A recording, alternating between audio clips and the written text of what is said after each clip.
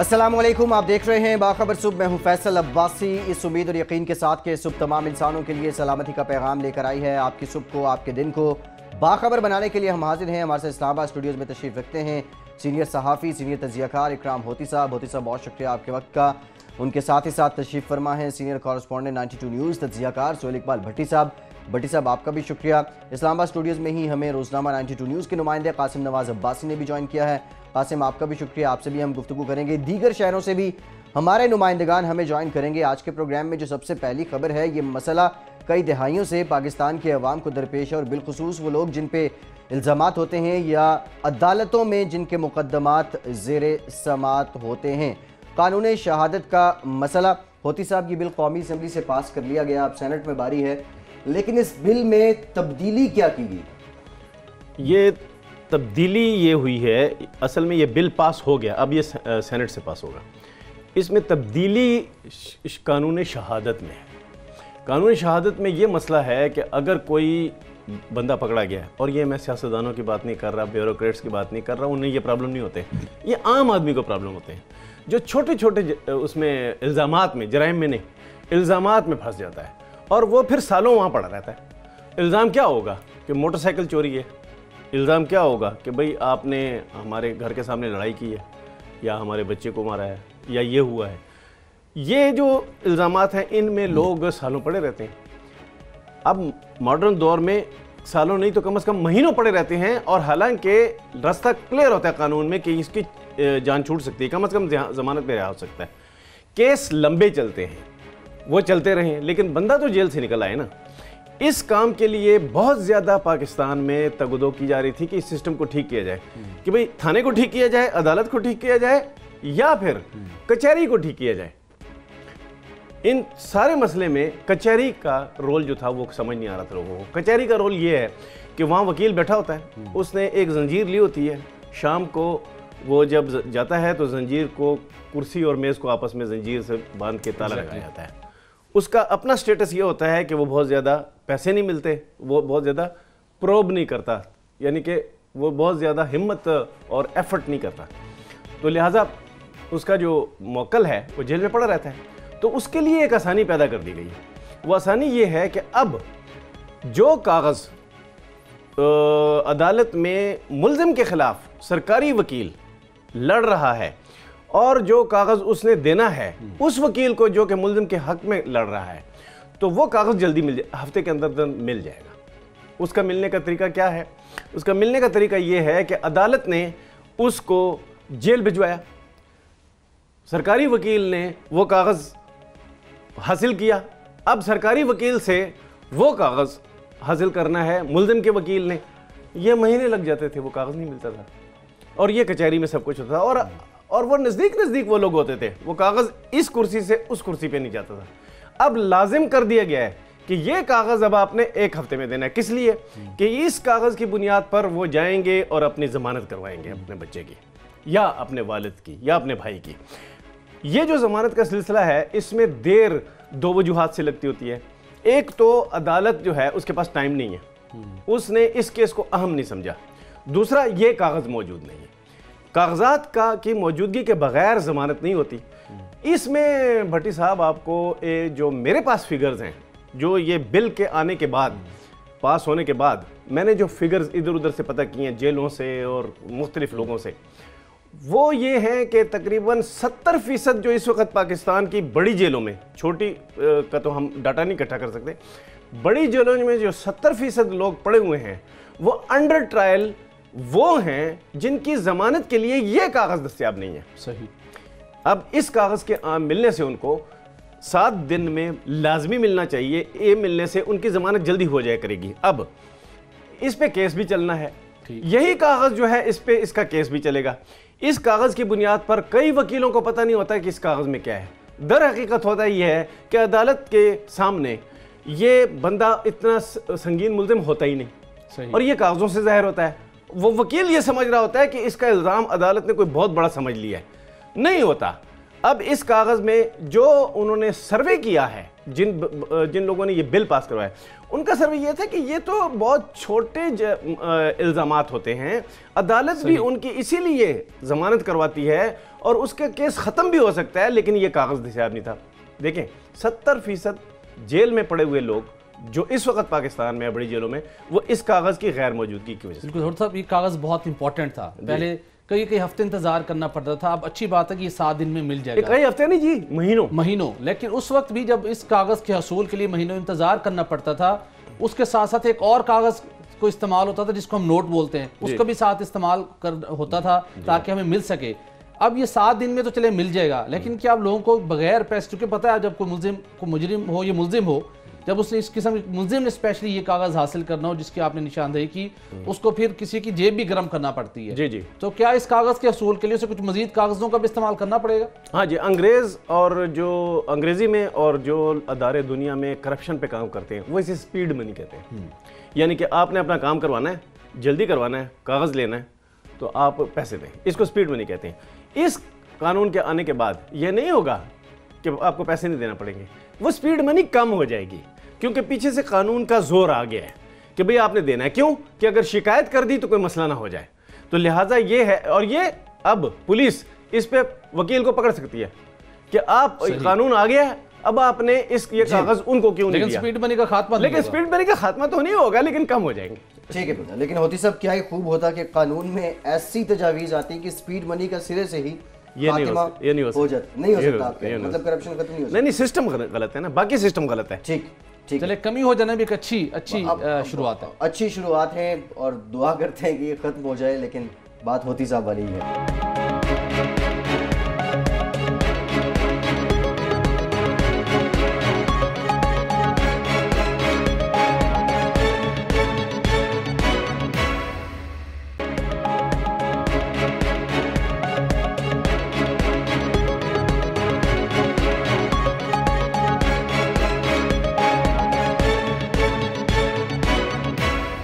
काजी नदीम इकबाल साहब हमारे साथ मौजूद हैं। काजी साहब, आपकी खबर है, अब ये जो रिफॉर्म्स कमेटी बनाई गई थी सिविल सर्विसेज, इसने एक नया कदम उठाया है और जो तरक्की है वो मशरूत कर दी गई है मुलाजमीन और अफसरान की उनकी कारकर्दगी के साथ। वैसे पहले से मौजूद जो तरीका कार था, जो तरीका राइज था काजी साहब, वो भी इतना कमज़ोर नहीं था, लेकिन अगेन इसकी इम्प्लीमेंटेशन और ये कितनी आसान होगी इसको इम्प्लीमेंट करना। देखिए भट्टी साहब, जो हमने स्टोरी की थी रिफॉर्म्स के लिए कमेटी की, वो बनाई गई थी वज़ीर आला हाउस से। ये जो डॉक्टर इशरफ हुसैन वाली हम बात कर रहे हैं, ये किया है इक़दाम वज़ीर आज़म पाकिस्तान इमरान खान की तरफ से। इमरान खान साहब को टास्क सौंपा गया है कि वो तमाम सूबों से रब्ता करें और सिविल सर्विस रिफॉर्म्स और गुड गवर्नेंस और कफ़ायशवारी के हवाले से अपने जो पॉलिसी है उसको वज़ा करें।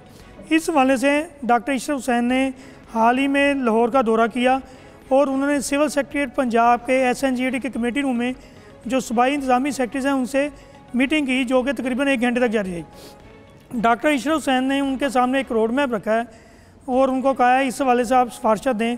उनका जी जो तरक्की है ना, वो हर बंदे के लिए लाजमी है, जैसे कि किसी भी सरकारी मुलाजम के लिए या प्राइवेट मुलाजम के लिए जज़ा व सज़ा का तयन करना ज़रूरी है, उसी तरह बेहतरी के लिए ज़रूरी है कि उसको तरक्की भी बर वक्त दी जाए। लेकिन तरक्की बर वक्त देने के लिए उन्होंने कहा जी हम जो सालाना ACR होती थी, जिनको हम अब PER कहते हैं, पर्सनल एवेलुएशन रिपोर्ट्स, उसको हम सोच रहे हैं कि आर्मी की तर्ज पर किया जाए, ताकि वो बंदे जो कि काम करते हैं, डिलीवर करने का इरादा रखते हैं और डिलीवर कर सकते हैं, उनको ही तरक्की दी जाए। जो बंदे सिर्फ सर्विस ऑफ लेंथ की वजह से आगे जाते हैं, उनका रास्ता रोका जाए। और इससे सरकारी इदारों की बेहतरी भी होगी। बट साहब, मैं यहाँ को और बादशाह साहब यहाँ पर आपको एक बहुत अहम नुक्ता बताना चाहता हूँ। हुकूमत पंजाब का एक बहुत अहम इदारा है औकाफ व मजहबी अमूर, जिसके पास पूरे पंजाब के वक्फ मज़ारात, मसाजिद और मदारस हैं। उस इदारे में जो डिप्टी डायरेक्टर लीगल इस वक्त हैं, उनकी जो तलीमी काबिलियत है वो मैट्रिक है। वो तरक्की करते मैट्रिक पास होने के बावजूद डिप्टी डायरेक्टर लीगल तैनात हैं, जबकि उनके नीचे जो हैं BA LLB और MA LLB हैं। इस तरह के जो बातें हैं उसको दूर करने के लिए डॉक्टर इशरफ हुसैन ने कहा है कि तरक्की वही करेगा मुश्किल में जो डिलीवर करने का अहल होगा। लिहाजा हम सोच रहे हैं कि जो सालाना ACR हैं उनको हम पाक फ़ौज के इदारे के तौर पर की तर्ज पर उनको देखेंगे और मुलाजमिन की कारकर्दगी को देख के उसको बनाएंगे। दूसरी जानब वो ये कहते हैं कि पंजाब, सिंध, बलूचिस्तान, गिलगित बिल्तिस्तान और सिंध ये भी अपनी अपनी तजावीज़ हैं कि किस तरह इदारों की कैपेसिटी बिल्डिंग के अलावा मुलाजमिन की एफिशिएंसी को बेहतर बनाया जा सकता है। क्योंकि गुज़श्ता सालों में देखा है कि जब हमारे इदारों में वो लोग जो ज़्यादा तरक्की कर रहे हैं और जिनको बर वक्त तरक्की मिल रही है महकमाना प्रमोशन कमेटियों की वजह से, वो सिर्फ उनकी सर्विस ऑफ लेंथ की वजह से उनको कंसीडर कर लिया जाता है। जैसे पुलिस का महकमा है, पहले होता था कि जो बंदा चोरी डकैती का मुकदमा जो है उसकी इन्वेस्टिगेशन करेगा, बंदों को पकड़ेगा, उसको तरक्की जल्दी मिलेगी। लेकिन अब ये हुआ है कि चोरी डकैती का पर्चा तो जल्दी दर्ज ही नहीं होता, इसलिए कि इन्वेस्टिगेटर जो हमारे हैं वो ढीले हो गए हैं, काम चोर हो गए हैं। लिहाजा डॉक्टर इशरफ हुसैन का ये जो नुक्ता था उसको सूबाई हुकूमत पंजाब ने बड़ा मुस्बत देखा है और इस वाले से तजावीज़ तैयार की जा रही हैं। दूसरा नुक्ता था डॉक्टर इशरफ हुसैन का किफ़ायत शुआरी का। उन्होंने कहा है कि हर वो बंदा जो कि गैर मुल्की डेलीगेशन आए या सरकारी दफातर में मीटिंग हो, उसमें सिर्फ चाय और बिस्कुट से तवाज़े की जाए ताकि इस अखराजात में कमी आई है।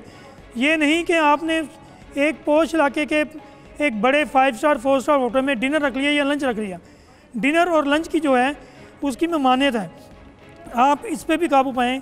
तीसरे नंबर पे उन्होंने ये कहा है कि वो लोग जो लग्जरी लाइफस्टाइल के आदी हो चुके हैं उनको भी इस जानब राग़ब किया जाए कि वो सादगी पर आएँ। डॉक्टर इशरफ हुसैन की जो मीटिंग थी वो इस वाले से भी फ्रूटफुल रही कि उन्होंने इसके बाद बाकी सूबों से भी रब्ता करना है और इस वाले से पॉलिसी सिर्फ पंजाब की हद तक नहीं बनेगी, ये फेडरल सतह पे बनेगी और फेडरल सतह पे जो बनने वाली पॉलिसी है उसमें तमाम डॉक्टर इशरफ हुसैन साहब ने अच्छी डायरेक्शन दी। लेकिन इसके साथ ये बताइएगा कि जब लाहौर में मौजूद थे, उन्होंने इजलास की एक सरबराही भी की, तो प्रोविंशियल मैनेजमेंट सर्विस के अफसरान मुसलसल अपने तहफ़्फ़ुज़ात का इजहार कर रहे हैं। वज़ीर आला पंजाब को भी ख़त लिखा, उसके बाद चारों सूबों के सिविल सर्विस के अफसरान ने वज़ीर आज़म को भी ख़त लिख चुके हैं कि उनके साथ नाइंसाफ़ी की जाती है। जो तरक्की की भी आपने बात की, प्रोविंशियल मैनेजमेंट सर्विसेज के अफसरान को ग्रेड 17 से 18 में जाने के लिए 10 से 14 साल लग जाते हैं, जबकि डीएमजी ग्रुप या दीगर ग्रुप के अफसरान इस अरसे में ग्रेड 19 तक पहुंच जाते हैं या 20 तक। तो इस हवाले से सूबाई सिविल सर्विस स्पेशली पंजाब के अफसरान ने डॉक्टर इशरफ साहब से ये मामला टेकअप किया कि उनकी तरक्कियों का और ग्रेड 22 के अंदर जो उन्हें तैनात ही नहीं किया जाता, इस मामले को भी ख़त्म किया जाए, उनकी इस शिकायत का इजाला किया जाए कि इस हवाले से उन्हें कोई यकीन दहानी करवाई गई। देखिए भट्टी साहब, जो जिन अफसरों की आप बात कर रहे हैं, अगर पूरे पंजाब में देखा जाए तो उनकी तादाद 1267 है, जबकि डीएमजी से ताल्लुक़ रखने वाले जो लोग हैं वो 210 हैं। तादाद में ज़्यादा होने के बावजूद और अहल होने के बावजूद उनको तरक्कियाँ बर वक्त नहीं मिलती। उसकी वजह यह है कि डीएमजी ग्रुप के जो बाज़ लोग हैं उन्होंने ऐसी पॉलिसियाँ बनाई हैं पिछले 10-12 सालों में जिससे जो पीएमएस सर्विस के लोग हैं या पीसीएस सर्विस के लोग हैं, पीएसपी सर्विस के लोग हैं, उनके तफजात बड़े हैं। आपकी बात बिल्कुल बजाय है। उन्होंने डॉक्टर इशरफ हुसैन को इस वाले से एक सिफारिशात पर मबनी एक लेटर दिया है और डॉक्टर इशरफ हुसैन ने उनको कहा है हम इसको देखते हैं। लेकिन बट साहब यहाँ पे देखना नहीं है कि हमें पाकिस्तान से लेके अब तक देखा जाए तो जो सूबाई सर्विस से वाबस्ता लोग हैं उनमें से कोई बंदा भी आज तक ग्रेड 22 में नहीं जा सका। ग्रेड 21 में सर्विस जब उसकी होती है बामुश्किल तो वो रिटायर हो जाता है। अगर हमने पंजाब में और दूसरे सूबों में सर्विस ऑफ डिलीवरी बेहतर बनाना है तो हमें देखना होगा कि वो तमाम लोग जो सूबाई सर्विसेज से ताल्लुक़ रखते हैं और ओएमजी से ताल्लुक़ रखते हैं उनको भी डीएमजी लेवल के उनके बराबर तरक्कियाँ दी जाएँ ताकि तफज़ार का खात्मा हो। अगर पीसीएस अफसर का, पीएमएस अफसर का तफज़ार का खात्मा होगा तो फिर ही सूबे की जो सर्विस है वो बेहतर हो सकेगी और डिलीवरी और सर्विस के अलावा एफिशिएंसी भी बेहतर होगी। बहुत शुक्रिया, आप लाहौर से हमारे साथ मौजूद थे और बता जो सिविल सर्विसेज रिफॉर्म्स है उसके लिए डॉक्टर इशरफ हुसैन ने काफ़ी जामे मुलाकातें की हैं। नया तरीका कार अब वज़ा किया जाएगा जिसके मुताबिक सरकारी अफसरान और मुलाजमीन की तरक्कियाँ होंगी। एक और इंतहाई अहम मामला, कुछ हफ्ते कबल पाकिस्तान के अंदर गाड़ियों की कीमतें एक बार फिर से बढ़ा दी गई और अब ये सिलसिला तूल ही पकड़ता जा रहा है। भट्टी साहब, गाड़ियाँ बनाने वाली कंपनियां ये कहती हैं कि डॉलर की कदर जो है वो रुपए के मुकाबले में बढ़ गई है, रुपए की कदर कम हो गई है तो हम ये महंगाई कर रहे हैं। लेकिन ये गाड़ियाँ तो पाकिस्तान में असेंबल्ड होती हैं, यहाँ इनके पुर्जे बनाए जाते हैं। मुसाबकती कमीशन क्या सिफारिशात दे रहा है? फैसल, अपने प्रोग्राम में हमने यह मामला मुतअद्दिद मरतबा हमने ये टेकअप किया कि किस तरीके के साथ ऑटो मैन्युफैक्चरर्स जो हैं, जो ऑटोमोबाइल सेक्टर की कंपनियां हैं, वो डॉलर की कदर में इजाफे की आड़ में अपनी गाड़ियों की कीमत में आए रोज़ इजाफा करती हैं। एक एवरेज हमने देखा तकरीबन 7 माह के दौरान तकरीबन 4 मरतबा गाड़ियों की कीमत में इजाफा किया गया। हर मरतबा जो उज़र पेश किया जाता है जी कि रुपए की कदर में कमी हो गई है, डॉलर की कदर में इजाफा हो गया है। हमने इस मामले की इन्वेस्टिगेशन की कि अवाम के साथ, अवाम की जेबों से किस तरीके के साथ इजाफी अरबों रुपए निकालने का एक राह निकाल ली गई है। उसके ऊपर हमने कंपनियों के नुमाइंदों से बात की, उनकी मुख्तलिफ तौजीहात सामने आई, लेकिन कोई सेटिस्फैक्ट्री नहीं थी। अल्टीमेटली मुसाफती कमीशन ऑफ पाकिस्तान को होती साहब अवाम की मुसलसल शिकायत मौसूल हो रही थी, जिसके अंदर पहली और सबसे बड़ी जो शिकायत थी वो गाड़ियों की कीमतों में बिला वजह आए रोज़ इजाफे का मामला था। फिर मुसाफती कमीशन ऑफ पाकिस्तान ने तजावीज़ तलब की, बाज़ाब्ता हेयरिंग का इनेकाद किया गया और तमाम फैक्टर्स को देखा गया जो कि ऑटोमोबाइल सेक्टर की कंपनियां हैं और जो पाकिस्तानी अवाम हैं जो उनसे ज़्यादा कीमत वसूल करती हैं।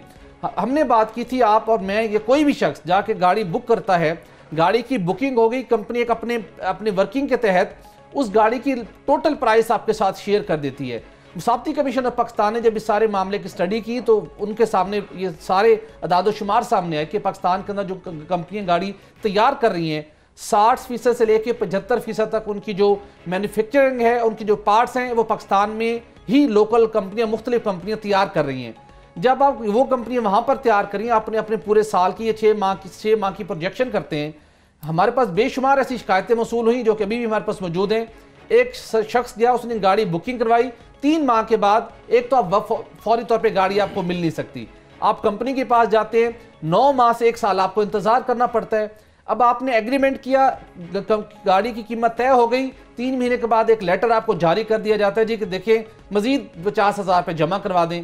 4 महीने के बाद फिर एक और लेटर भेज दिया जाता है जी कि अब कंपनी को मजीद पैसों की जरूरत है, गाड़ियों की कीमत में इजाफा हो गया, 60,000 रुपये मजीद जमा करवा दें। तो ये गलत प्रैक्टिस है, दुनिया भर में ये प्रैक्टिस नहीं होती। मुसाफती कमीशन ऑफ पाकिस्तान ने इस मसले को अपनी सिफारिशात के जरिए मुस्तकिल तौर पर हल करने की जोर दी। उन्होंने कहा ये गलत तरीक़ेकार है। एक मरतबा आपने गाड़ी की बुकिंग हो गई, रेट्रोस्पेक्टिवली आप गाड़ी की कीमत में दोबारा इजाफा नहीं कर सकते, भले डॉलर का मामला हो या कोई भी और वजह हो, आप उस सारिफ से दोबारा इजाफी कीमत का मुतालबा नहीं कर सकते और ना ही आप चार्ज कर सकते हैं। फेडरल गवर्नमेंट को ये सिफारिश भिजवा दी गई है कि इसके ऊपर सख्ती से अमल दरामद किया जाए। उसके बाद मुसाफती कमीशन ने अपने इन सिफारिशात की रोशनी में जो ये 39 सफ़ात पर मुश्तमिल है, वाज़ेह कर दिया है कि पाकिस्तान के ऑटोमोबाइल सेक्टर के अंदर फेयर कंपटीशन नहीं है। इन कंपनियों ने आपस में बहुत खूबसूरत तरीके के साथ साजबाज कर रखा है। आपने 1000 सीसी से नीचे गाड़ी लेनी है, उस 1000 सीसी के नीचे की गाड़ी को सुजुकी मोटर्स ने कैप्चर किया हुआ है। उसके बाद आपने 1300 सीसी की गाड़ी लेनी है तो इंडस टोयोटा मोटर्स ने कैप्चर किया हुआ है। 1600 से 2000 सीसी तक के दरमियान होंडा और टोयोटा की कैप्चर की हुई मार्केट। और इन कंपनियों ने इस तरीके के साथ काम कर रही है कि कंपटीशन फेयर तरीके से पाकिस्तानी मार्केट में नहीं है। 2 पॉइंट में सिर्फ ऐड कर दूं। उसके बाद उन्होंने कहा जी कि पाकिस्तान में तकरीबन 3.5 लाख हमारी गाड़ियों की डिमांड है, मोटरसाइकिल इससे अलग है, लेकिन उसके बावजूद कंपटीशन न होने की वजह से आवाम से इजाफी भारी वसूलियां की जाती हैं, अरबों रुपए वसूलियां की जाती हैं।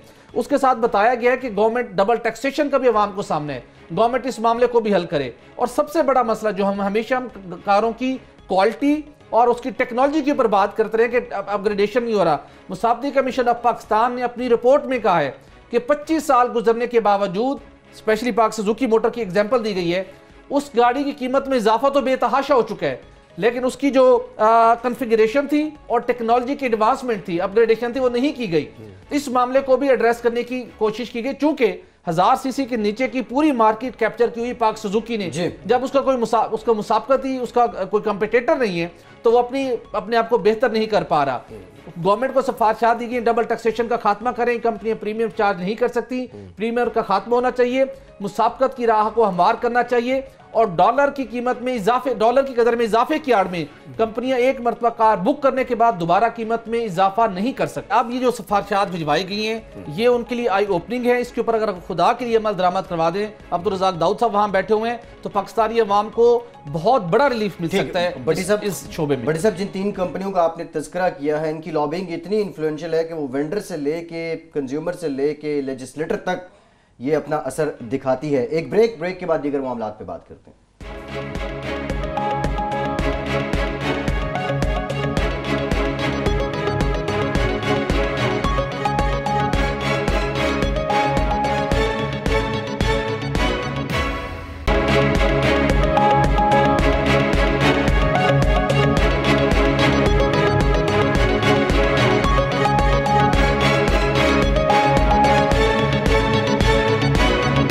ब्रेक के बाद एक बार फिर से आपको खुशामदीद कहेंगे। और कराची के बहुत से मसाइल हैं, लेकिन एक मसला तजावुज़ात का है। कराची के इलाकों में तजावुज़ात करने वालों से जो महकमा इंसदाद तजावुज़ात है वो तकरीबन महीने का 2 करोड़ रुपए भत्ते की सूरत में वसूल कर लेता है। हमारे नुमाइंदे फरीद आलम हमारे साथ मौजूद हैं। फरीद, क्या वजह है महकमा इंसदाद तजावुज़ात महकमा तहफ़्फ़ुज़ तजावुज़ात बन गया? जी बिल्कुल इसी तरह की सूरत हाल है कराची के अंदर। महकमा इंसदाद तजावुज़ात इस वक्त महकमा तहफ़्फ़ुज़ तजावुज़ात का किरदार अदा कर रहा है। कराची में एक बड़ा मसला है तजावुज़ात का। ये शहर की खूबसूरती पे एक बदनुमा दाग है जो सरकारी इदारों के अलकारों और अफसरान की मिली भगत से शहर के ऊपर बढ़ता जा रहा है। ये एक ऐसा नासूर है जिसने शहर को चारों तरफ से घेर लिया, जिसके तमाम तर जिम्मेदार वो इदारे हैं जिनकी जिम्मेदारी है कि इन शहर को तजावुज़ात से पाक किया जाए। लेकिन अब गुज़िश्ता 2-2.5 साल के दौरान इसमें इतनी तेज़ी आ गई है जिसका तस्वुर करना भी मुमकिन नहीं रहा। पूरे पाकिस्तान में तजावुज़ात के खिलाफ ऑपरेशन किया जा रहा है, लेकिन कराची में सिर्फ क्योंकि महकमा खुद इसका तहफ़्फ़ुज़ फराम कर रहा है और उनकी यहाँ से माहाना 2 से 2.5 करोड़ रुपए महीने की आमदनी है, जिसके लिए वो इस ऑपरेशन को होने नहीं दे रहा। जहाँ भी ऑपरेशन किया जा रहा है उन जगहों पे ऑपरेशन करके फाइलें भरी जाती है, फाइलों का पेट भर दिया जाता है। जो लोग इनको भत्ता नहीं देते, बाद में भत्ता तय करने के बाद उन जगहों पर दोबारा तजावुज़ात लग जाती है।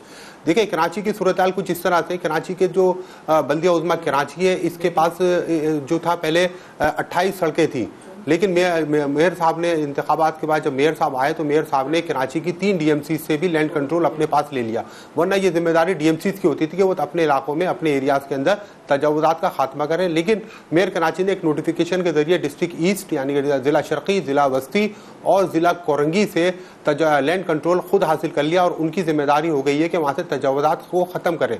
लेकिन बल्दिया उज़्मा कराची के जो महकमा एंटी इंक्रोचमेंट के सीनियर डायरेक्टर है बशीर सिद्दीकी से पहले डायरेक्टर थे मज़र खान के बाद बशीर सिद्दीकी को लगाया। बशीर सिद्दीकी के लगने के बाद एकदम शहर के अंदर तजावुज़ात में 2000% इजाफा हो गया है, जिसकी बड़ी वजह यह है कि बशीर सिद्दीकी और डिप्टी डायरेक्टर जो बैठे हुए हैं डिस्ट्रिक्ट के अंदर मुख्तलिफ ज़िलों में, कराची के 6 ज़िले हैं, ज़िला शर्की, ज़िला वस्ती, ज़िला कोरंगी, ज़िला मलीर और ज़िला साउथ और ज़िला गरबी। इन गरीबी 6 डिस्ट्रिक्ट के अंदर अगर हम जाके देखें तो इस वक्त लाखों की तादाद में तजावुज़ात है और इन तजावुज़ात से 100 रुपए से लेके 5000 रुपए तक योमिया भत्ता वसूल किया जा रहा है। आप कराची का सबसे बड़ी मसरूफ शारा है हसन स्क्वायर जगह है। हसन स्क्वायर पे मेन सिविक सेंटर के सामने आप हसन स्क्वायर से लेके नीपा चौरंगी तक 2-2.5 किलोमीटर का फासला है। यहाँ से अगर आप निकलना चाहेंगे तो यहाँ पर आपको 1 से 1.5 घंटा लगेगा। हसन स्क्वायर से लेके उर्दू साइंस कॉलेज तक तमाम जितने रेस्टोरेंट बने हुए उन्होंने ना सिर्फ फुटपाथ पे कब्जा कर लिया है बल्कि उन्होंने सर्विस रोड पे कब्जा करके अपनी टेबल और कुर्सियां लगा के वहां पर वो अपने कस्टमर्स को खाना प्रोवाइड कर रहे, खाना खिलाते हैं। इसकी हमने मुतादिद मरतबा DMC ईस्ट में शिकायत की। जब DMC ईस्ट में हम जाके बात करते हैं वहाँ पर डायरेक्टर है जाहिद बिन खलील जो कि खुद बुरी तरह से इस कारोबार में मुलविस है, उनको वो खुलेआम वहाँ से पैसे ले रहे हैं, जिसकी हमने उन मुतादिद बार वहाँ के चेयरमैन थे, मैंने खुद जाके शिकायत की कि आपके इलाके में ये हो रहा है, आप इसको ख़त्म कराएं। लेकिन वो मुझे ऐसा लगता है कि चेयरमैन साहब जो है बिल्कुल बेबस नजर आते हैं मुझे डिप्टी डायरेक्टर के सामने। यही सूरत हाल KMC की 28 सड़कें, उन सड़कों से आप गुजरे। डिस्ट्रिक्ट साउथ के अंदर 1 लाख से ज़्यादा डिस्ट्रिक्ट साउथ के अंदर पथारे हैं जिनसे योमिया पैसे लिए जाते। KMC की जो आमदनी है पथारों की मद में तकरीबन 2 से 2.5 करोड़ रुपए। इसके अलावा पुलिस की आमदनी अलग है। ये सारे मिलके पुलिस और KMC मिलके लैंड इंक्रोचमेंट वाले मिलके ये तजावुज़ात को फरोग दे रहे हैं, जिसकी वजह से शहरी जिंदगी अजियत का शिकार है। कराची की कोई रोड ऐसी नहीं है, यूनिवर्सिटी रोड ले लें आप, राशिद मिनास रोड ले लें। फरीद आलम साहब, ये हम देखते हैं कि इंसदाद तजावुज़ात के हवाले से बात की भत्ताखोरी का सिलसिला जारी है। कराची के अंदर हम देखते हैं कि शहरियों को पानी नहीं मिल पाता, टैंकर माफिया है, वहां से भी भत्ताखोरी का सिलसिला है। कराची के बेशतर जो आवाम को जिन मसाइल का सामना है वहाँ पीछे भत्ताखोरी उसके अंदर मुलविस पाए जाते हैं। तो वज़ीर आला सिंध जो खुद को एक अच्छा एडमिनिस्ट्रेटर भी जाहिर करते हैं, तो एटलीस्ट और इसके साथ दीगर इदारे जो करप्शन के खिलाफ कार्रवाई कर रहे हैं वो इन चंद भत्ताखोरों पर हाथ डाल के कराची के शहरियों के लिए मुश्किलात में कमी क्यों नहीं करते?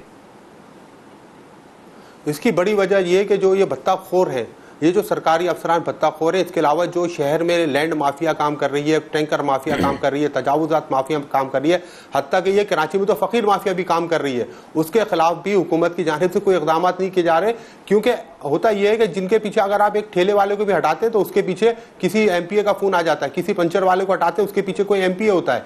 तो वजीर आला सिंध साहब की तो तवज्जो इस तरफ है ही नहीं। वजीर आला सिंध कराची के अंदर हुकूमत सिंध और शहरी हुकूमत के दरमियान एक 2 साल से जो एक संगीन रस्साकशी जारी है अख्तियारात की। वजीर आला बोलते हैं कि तजुर्बात खत्म करना मेयर कराची का काम है, मेयर कराची बोलते हैं मेरे पास इख्तियारात नहीं है। मेयर कराची का जो अमला नीचे बैठा हुआ है वो निहायत करप्ट अमला है, उनकी रोटी रोजी इसी से, उन्होंने अपने इख्तियारात को, अपने ओहदे को जो है मुकम्मल तौर पर कमाई का जरिया बनाया हुआ है। और ये जो अफसरान है इनके सबके ताने बाने बहुत दूर तक जा रहे हैं, बहुत दूर तक जा रहे हैं। आप पुलिस के पास जाएंगे बोलेंगे केएमसी वाले कर रहे हैं, केएमसी वालों के पास जाते हैं बोलते हैं केडीए वाले करा रहे हैं, केडीए के पास जब हम जाते हैं बोलते हैं हम क्या करें, ये तो पुलिस वाले करा रहे हैं, हम तो खत्म करवा देते हैं। बहुत शुक्रिया फरीद आलम, आप हमारे साथ मौजूद थे। कराची में एक मसला तजावुजात और उसके बाद जो माफियाज काम कर रहे हैं और उनसे भत्ता वसूली, ये तमाम गठजोड़ कराची के शहरियों का जीना अजीरन कर चुका है। इस्लामाबाद की कुछ बात करते हैं, बिलखुसूस शोबा तालीम की बात करते हैं। इस्लामाबाद जो एक ज़माने तक पाकिस्तान के अंदर एक तालीम को लेकर मॉडल तस्वुर किया जाता था, लेकिन अब यहाँ के स्कूल दिन ब दिन ज़बू हाली का शिकार हैं। कासिम नवाज अब्बासी हमारे नुमाइंदे हमारे साथ मौजूद हैं। कासिम, आपकी खबर है 3800 असामियाँ खाली हैं इस्लामाबाद के मुख्तलिफ स्कूलों में, कितने अरसे से खाली हैं और किस कैपेसिटी में खाली हैं? यहाँ लोग भर्ती क्यों नहीं किए जा रहे? जी बिल्कुल फैसलाबाजी साहब, जो पाकिस्तान का जो फाकी दारुल हुकूमत है इस्लामाबाद, वहाँ का जो एजुकेशन सिस्टम को रोल मॉडल होना चाहिए मुल्क भर के लिए, वहाँ का ये हाल है कि यहाँ पर कुल जो है FDE के अंडर जो वफाकी निज़ाम तालीमात है 423 तालीमी इदारे हैं जिसमें स्कूल कॉलेजेस भी शामिल हैं। इसमें 3800 के करीब जो हैं वो वैकेंसीज खाली हैं, जबकि इसमें जो 3800 में जो 2330 जो वैकेंसीज हैं वो असातिज़ा की हैं। यहाँ पे इन स्कूलों में 2330 असातिज़ा है ही नहीं, इनको भर्ती ही नहीं किया गया। ये गुज़श्ता 8 से 10 साल हो चुके हैं, इसमें 2 हुकूमतें गुजर चुकी हैं, लेकिन इन जो वैकेंसी से इनको पूर्ण नहीं किया गया। और जो हमारे जो तालीमी इदारे हैं स्कूल कॉलेजेस, उनमें अब रेशो ये हो चुकी है कि एक क्लास में 100 बच्चों को बिठाया जाता है, वहाँ पे उनको तालीम दी जाती है, जबकि 100 बच्चों को आप एक क्लास में एडजस्ट करना ही बहुत मुश्किल है, तो क्या तालीम हासिल करते होंगे। बाज़ औक़ात तो तालीमी इदारों में तो ये पोजीशन है कि तमाम जो मज़ामीन हैं वो एक ही टीचर को दे दिए गए, यार आप ही पढ़ाई, इसको गुजारा करें, जैसे चल रहा है इसको चलने दें। जबकि हमारी जो नई हुकूमत है वो भी अभी तक जो भी अरसा गुजर चुका है उसने भी अभी तक इस जो हमारी जो वैकेंसीज़ हैं या असातिज़ा की जो किल्लत है, शदीद किल्लत है, उसके हवाले से कोई पॉलिसी नहीं दी। सिर्फ हमारे वज़ीर तालीम है शफ़क़त महमूद साहब, उनकी तरफ से डेली एक प्रेस रिलीज़ आ जाती है कि इससे मुलाकात की, फ़लाने से की, लेकिन तालीम को बेहतर करने के हवाले से मुल्क भर में या आपके इस्लामाबाद शहर के तालीमी इदारों को बेहतर करने के हवाले से अभी तक कोई पॉलिसी साजी नहीं की गई। जबकि इसमें जो इन 423 जो तालीमी इदारे हैं हमारे वफाक के, उसमें जो कुल जो तलबा की तादाद है वो 2,15,000 है, जबकि इसके जो पुजीदा हुकूमत गुजरी है पाकिस्तान मुस्लिम लीग नून की, उसने 4 अरब रुपये इस सिर्फ इस्लामाबाद के जो तालीमी निज़ाम है, जो एजुकेशन सिस्टम है, इदारों पे ख़र्च किए। लेकिन उसके बावजूद इस तरफ किसी ने तवज्जो नहीं दी कि यार जो सबसे ज़रूरी चीज़ है कि असातिज़ा की जो किल्लत है उनको पूरा करना, उस हवाले से किसी ने कोई भी इस मामले पर तवज्जो नहीं दी। और दूसरी तरफ हमारे जो इस्लामाबाद के जो तालीमी इदारे हैं, इसमें कुल 2000 के करीब जो हैं वो डेली वेजेस असातिज़ा जो हैं वो अपने फ़राइज़ सर अंजाम दे रहे हैं। ये गुज़िश्ता 7-8 साल से ये डेली वेजेस असातिज़ा जो हैं ये काम कर रहे हैं और ये मुस्तक़ली के इंतज़ार में हैं। इनके अदालती इस्लामाबाद हाई कोर्ट का डिसीजन भी है कि through proper rules and regulation in teachers को जो डेली वेजेस हैं इनको रेगुलर किया जाए और थ्रू एक। अच्छा कासिम, ये मामला कबीना में भी गया था, उसके बाद ये फैसला हुआ था कि दोबारा इनकी असेसमेंट की जाएगी, इनसे टेस्ट लिया जाएगा और FPSC को भी इंगेज किया जाएगा, जो डेली वेजेस का मामला है उसको सॉल्व किया जाएगा। जो खाली असामियों की आपने बात की, जो इस वक्त कॉन्ट्रैक्ट या डेली वेजेस के ऊपर मुलाजमीन या साजा काम कर रहे हैं, उनको शामिल करने के बावजूद भी ये 3800 असामियाँ खाली हैं या उनके अलावा ये असामियाँ हैं? और दूसरा, पहले तो ये मामला कैड के अंडर था, चीज़ें 4-5 सालों के दौरान बेहतर नहीं हो सकी, लेकिन अब ये इस्लामाबाद के स्कूलों का निज़ाम मिनिस्ट्री ऑफ फेडरल एजुकेशन के पास चला गया है। तो वहाँ पर बैठे हुए उन डेली वेजेस और कॉन्ट्रैक्ट मुलाजमीन जो सरापा एहतजाज रहे 3 साल तक, उनका कोई मुस्तकबिल के हवाले से फैसला किया जा रहा है? और इस हवाले से कि अगर आपके शॉर्टफॉल है स्टाफ का, तो जो डेली वेजेस कॉन्ट्रैक्ट पर अवेलेबल है उन्हें यूटिलाइज करके आप सर्विसेज को बेहतर क्यों नहीं कर सकते? जी बिल्कुल भट्टी साहब, जो डेली वेजेस हैं वो गुज़िश्ता जो है जब साबिक़ हुकूमत में 8 माह से उनको तनख्वाह नहीं दी गई, जबकि एक डेली वेजेस की जो वेजर की तनख्वाह है वो 12,000 से 13,000 रुपये है। जब आपको वो बेसिक सैलरी भी नहीं देंगे जो ज़रूरियात को पूरा करने के लिए, तो आपके डेली वेजेस उसको क्या ज़रूरत है कि आपके बच्चों को वो तालीम दे। दूसरी जो बात है कि इस हवाले से एफडी क्या कर रही है, एफडी तो कुछ भी नहीं कर रही। एफडी के अपने सरबराह जो हैं वो एडिशनल चार्ज पे गुज़िश्ता ये 3 माह के लिए आए थे और इनको 2 साल होने वाले हैं जो यहाँ पर बर्जुमान है और कोई भी उन्होंने काम नहीं किया। उनका एजुकेशन से ताल्लुक़ ही नहीं है। आपके डीजी जो हैं फ़ाकी निज़ाम तालीमात के, वो तो फाइनेंस के बंदे हैं, उनको टैक्स के शोबे से ताल्लुक़ है, टैक्स के शोबे से उनका ताल्लुक़ है। और साबिक़ वज़ीर आज़म नवाज शरीफ और डॉक्टर तारिक फजल चौधरी ने उनको यहाँ पे तैनात किया, 3 महीनों के लिए किया, लेकिन वो अभी तक सिलसिला चल रहा है। और मौजूदा गवर्नमेंट ने भी उनको हटाने के लिए कोई नहीं की, क्योंकि इस उनका जो एडिशनल चार्ज है वो 2 इदारों को देख रहे हैं, एक एफडी को देख रहे हैं और दूसरी तरफ प्राइवेट जो रेगुलेटरी अथॉरिटी है उसको भी डॉक्टर असनाद कुरैशी मैनेज कर रहे हैं। दूसरा जो हमारे इस वक्त जो है 800 सालों से जो 2000 के करीब जो डेली वेजर हैं, वो उनका ये कहना था कि हमें आप हमारे से टेस्ट ले लें थ्रू, जो आप कह रहे हैं, जो अदालत ने कहा कि एफपीएससी के थ्रू हम टेस्ट लिए जाएं, क्राइटेरिया के तहत हम जो भी पूरा उतरेंगे वो ही उनको रेगुलर किया जाए। लेकिन गवर्नमेंट कह रही है कि आप, साबिक़ा गवर्नमेंट ने ये कहा था कि आप तो इनमें से अक्सर जो डेली वेजर हैं वो तो नाअहल हैं, वो इस काबिल नहीं है कि वो तालीम दे सकें, जबकि उसी गवर्नमेंट ने इनको लगाया हुआ है कि आप हमारे बच्चों को तालीम दें, लेकिन आपको रेगुलर नहीं कर सकते क्योंकि आप अहल नहीं है इस बात की। तो अब उनका कहना है कि हमारे साथ टेस्ट लिए जाएँ through federal public service commission, तो फिर जो भी इस मेयार पे पूरा उतरता है या टेस्ट क्लियर करता है उसको आप रेगुलर करें, और ये अदालती अहकामात भी यही है। ठीक, बहुत शुक्रिया कासिम, आप हमारे साथ मौजूद थे और आप बता रहे थे कि इस्लामाबाद की स्कूलों में तकरीबन 3800 असामियाँ खाली हैं पिछले कई सालों से, लेकिन ये अभी तक लोग यहाँ भर्ती नहीं किए गए हैं।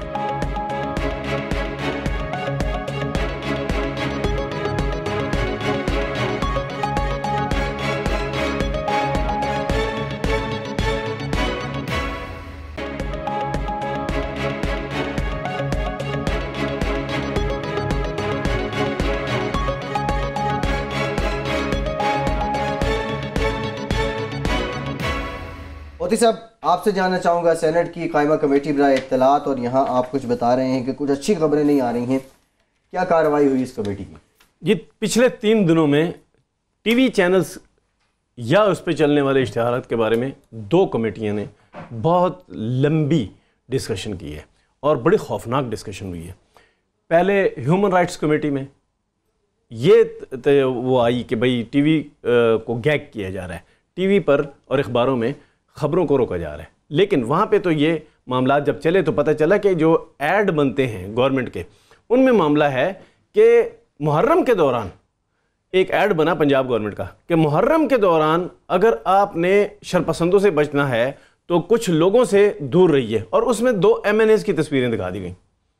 उस पर बड़ा मामला चला। दूसरी जो है, कल एक कमेटी थी, वो थी इत्तलाआत की, इंफॉर्मेशन कमेटी जो सेनेट की है, उसमें जो फैसल जावेद साहब जिसके चेयरमैन हैं, वहाँ पे रहमान मलिक साहब तशरीफ़ लाए और उन्होंने एक मामला खड़ा कर दिया और सारी कमेटी जो है उस मामले के पीछे पड़ गई। मामला क्या था कि टेलीविज़न पे एक तो सेलेक्टिव खबरें चल रही हैं, एक कि कुछ पार्टीज़ को उनके प्रेस कॉन्फ्रेंस को उनकी खबरों को दिखाया जा रहा है, कुछ को नहीं दिखाया जा रहा। दूसरा मामला ये था कि टेलीविज़न पे कुछ ब्यूरोक्रेट्स की और सियासतदानों की किरदारकुशी की जा रही है।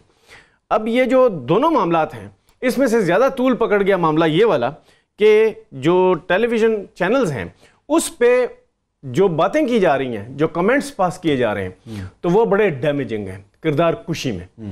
इनको रोकना है। जब ये मामला आया तो रुबीना खालिद सेनेटर, रहमान मलिक और फैसल जावेद तीनों में एक इत्तेफाक हो गया कि ये मामला जो है इसको उठाना चाहिए और ये ठीक नहीं है। तो इसको रोकने का तरीकाकार क्या है? उसके रोकने के तरीकाकार में पेमरा के चेयरमैन से भी तलब की गई वजाहत की कैसे होना चाहिए। इसके अलावा सेक्रेटरी इंफॉर्मेशन सुखेरा साहब वहाँ मौजूद थे, उनसे कहा गया कि क्या होना चाहिए। बिल आखिर उन्होंने जो जिस बात पे इत्तेफाक हुआ उसमें 3 तजावीज़ सामने आई। जो रहमान मलिक ने पेश की। उन्होंने कहा कि चैनल्स में जो ब्यूरोक्रेसी और सियासतदानों की बहुत ज़्यादा किरदार कुशी की जाती है, तो उसके लिए रूल्स को मज़ीद सख्त किया जाए। तो रूल्स किसके मज़ीद सख्त होने हैं? रूल्स पैमरा के मज़ीद सख्त होने हैं।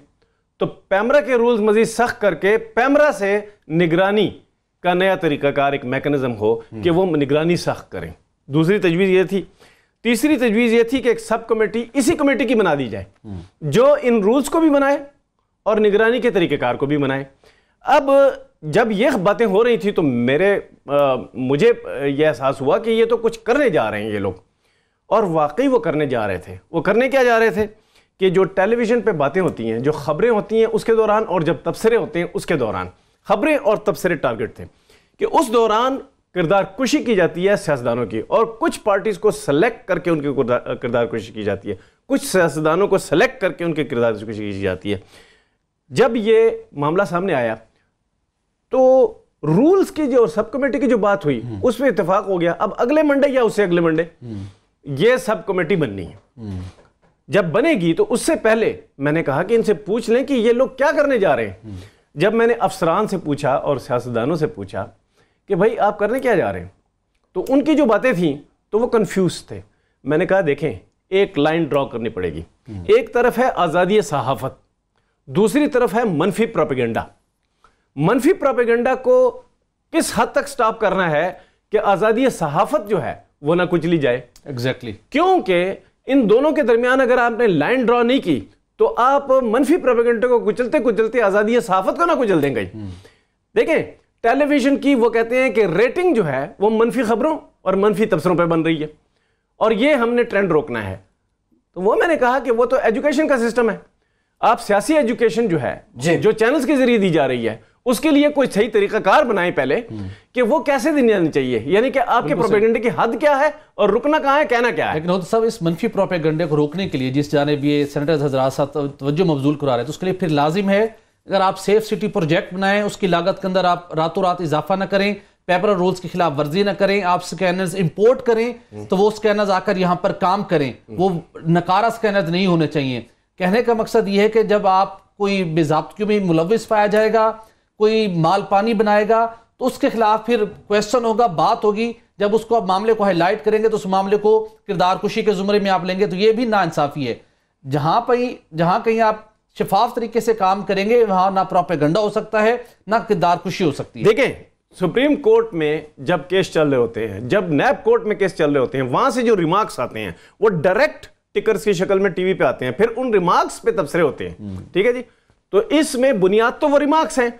अब उसकी हद मुकर्रर करनी है आपने कि कहां तक जाना है। यह नहीं कि उस रिमार्क को पकड़ के आप किसी की ऐसी की तैसी कर दें, ये तो ठीक है, लेकिन क्या आपने उसमें कुछ भी नहीं कहना, ये तो तरीका गलत है। लेकिन होती सब किरदार कुशी को भी तो डिफाइन करना होगा ना। सियासतदान किरदार कुशी समझ रहा किसको है जी? क्या किसी ने करप्शन किया उसको उस पर क्वेश्चन ना करें, किरदार कुशी उसको तसव्वुर करेगा। देखें जी, किरदार कुशी सीधी सीधी बात है। एक बंदा है वो केस में पकड़ा गया, अभी कोई फुटेज हम देख रहे थे कि क्या हो रहा है नैब कोर्ट लाहौर में क्या हो रहा है। एक बंदा है वो पकड़ा गया, अदालत ने कुछ कहा है, वो आपने रिपोर्ट नहीं करना क्या? जब रिपोर्ट करना है, अगर अदालत ने वो तबसरे की शक्ल में कहा है तो वो तबसरे को एग्जामिन करते हैं कि भाई अदालत से क्या आया। फिर जब ये सारी बातें हो रही होती हैं तो कुछ अगर हदें क्रॉस हो रही हैं तो उन हदों की पहले फहरिस्त बना दी जाए ना, और उसके बाद ये देखा जाए कि इस हदों की फहरिस्त बनाकर इस पे अगर अपनी जबरी बंदिश लगानी है तो क्या आज़ादी सहाफ़त तो नहीं कुछ दी जा रही? जब बेज़ाब्त की बदउनवानी नहीं होगी, कानून की खिलाफ वर्जी नहीं होगी, तो फिर ये आपके क्वेश्चन भी नहीं होगा। फिर जिसको आप किरदार कुशी समझते हैं वो भी यकीनी तौर पर खत्म हो जाएगा। भट्टी साहब, प्रोग्राम का वक्त खत्म हो गया, बहुत शुक्रिया सोहेल इकबाल भट्टी साहब, इकराम मोती साहब, आप दोनों का। आज के प्रोग्राम से इतना ही। फैसल अब्बासी को इजाज़त दीजिए।